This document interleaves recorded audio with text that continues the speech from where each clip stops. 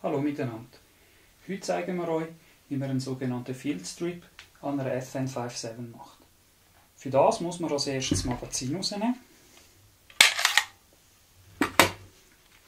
Dann den Schlitten so weit hinten bewegen, dass der Flügel da bündig ist mit dem Ende vom Griffstück. Dann kann man den Hebel da nach hinten verschieben. Einfach schauen, dass er wirklich ganz nach hinten geht. Danach kann man einfach den Schlitten nach vorne bewegen und ausfädeln.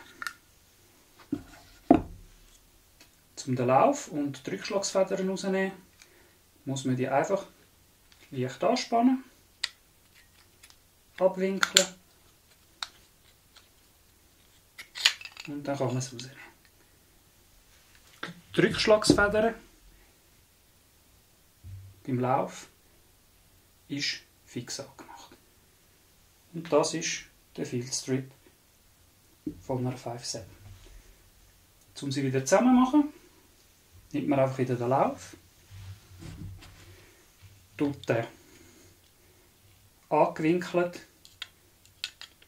vorne einfädeln, leicht eindrücken,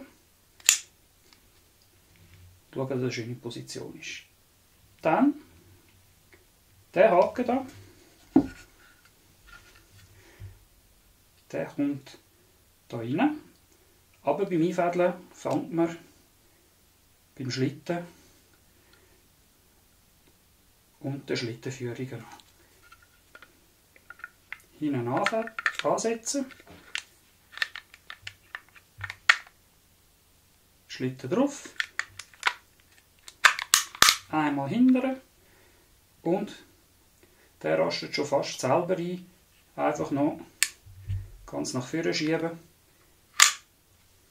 und schon ist die Pistole wieder zusammen.